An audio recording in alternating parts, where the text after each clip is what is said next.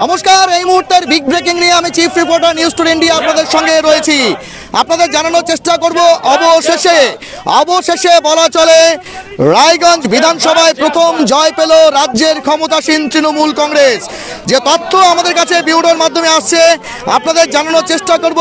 ইতিমধ্যেই যে খবর প্রকাশিত হচ্ছে, রায়গঞ্জে তৃণমূল কংগ্রেসের প্রার্থী কৃষ্ণ কল্যাণী তিনি হচ্ছে তার নিকটতম প্রতিদ্বন্দ্বী মানস ঘোষকে পরাজিত করে জয় হয়েছেন।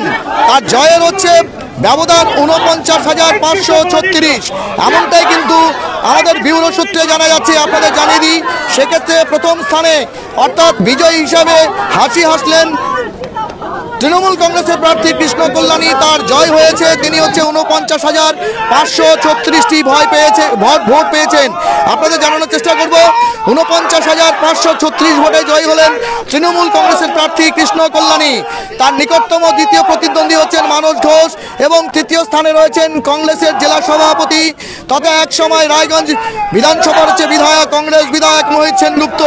এমনটাই কিন্তু তথ্য রয়েছে। আপনাদের জানানোর চেষ্টা করি, একদম ঠিক যেমনটা জানা যাচ্ছে, সকাল থেকে কিন্তু ভোট গণনা কেন্দ্রে তৃণমূল কংগ্রেসের মধ্যে প্রচণ্ড উচ্ছ্বাস লক্ষ্য করা যায় এবং প্রায় ভোট গণনার শুরু থেকেই কিন্তু তৃণমূল কংগ্রেসের প্রার্থী কৃষ্ণ কল্যাণী তিনি একদম তার যে জয়ের যে ট্রেন্ড, সেই ট্রেন্ডের দিকে এগিয়েছিলেন। অর্থাৎ শুরু থেকেই তৃণমূল কংগ্রেস প্রার্থী হিসাবে কৃষ্ণ কল্যাণী তিনি কিন্তু এগিয়েছিলেন এবং তারপর ভোট গণনা শুরু হওয়ার 2 ঘন্টার মধ্যেই কিন্তু বিভিন্ন জায়গায়, বিভিন্ন ওয়ার্ডে, বিভিন্ন গ্রাম পঞ্চায়েতে তৃণমূল কংগ্রেসের যারা কর্মী সমর্থক ছিলেন তারা কিন্তু অকাল হোলিতে মেতেছিলেন এবং সে চিত্র আমরা আপনাদের দেখানোর চেষ্টা করব। ধীরে ধীরে কিন্তু সেই খবর, সেই টুকরো ছবিগুলো আমাদের কাছে নিউজ টুডে ইন্ডিয়া দপ্তরে এসে পৌঁছচ্ছে এবং আমরা কিন্তু সেই চিত্র আপনাদের সামনে অবশ্যই পরবর্তীতে পূর্ণাঙ্গ প্রতিবেদন হিসাবে তুলে ধরার চেষ্টা করব। কিন্তু আপনাদের জানিয়ে দিয়ে এই মুহূর্তের বিগ ব্রেকিং, ৪৯,৫৩৬ ভোটে জয় হলেন তৃণমূল কংগ্রেসের প্রার্থী কৃষ্ণ কল্যাণী।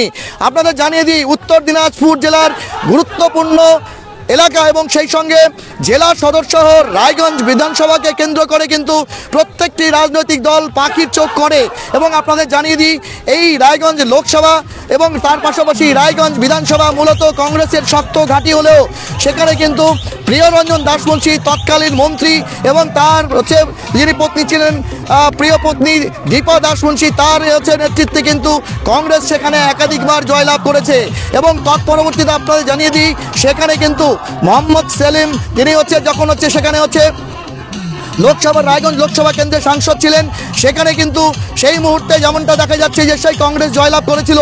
পরবর্তীতে রায়গঞ্জ লোকসভা কেন্দ্রে বিজেপির যিনি জয়লাভ করেছিলেন দেবশ্রী চৌধুরী, সেই সময় কিন্তু সেখানে কংগ্রেস সেখানে জয়লাভ করে এবং পরবর্তীতে আপনাদের জানানোর চেষ্টা করব, পরবর্তীতে যেমনটা দেবশ্রী চৌধুরী থাকার সময় পরবর্তীতে কিন্তু কৃষ্ণ কল্যাণী তিনি কিন্তু বিজেপির প্রার্থী হিসাবে সেখানে বিধায়ক হয়েছিলেন।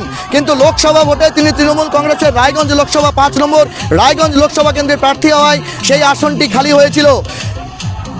রাজনৈতিক মহলে বড় চর্চার বিষয় ছিল যে কার্তিক পাল যিনি একসময় তৃণমূল কংগ্রেসে ছিলেন এবং পরবর্তীতে বিজেপিতে যোগদান করেন, যিনি কালিয়াগঞ্জ পুরসভার পৌর প্রশাসক ছিলেন, তিনি এখানে সাংসদ হিসেবে বর্তমানে রয়েছেন এবং সেই মুহূর্তে তৃণমূল কংগ্রেসের প্রার্থী হিসাবে কৃষ্ণ কল্যাণীর জয় কতটা চ্যালেঞ্জিং হবে, এটা কিন্তু বড় প্রশ্ন ছিল। রায়গঞ্জবাসী এবার উন্নয়নের নিরিখে জনাদেশ দিয়েছে।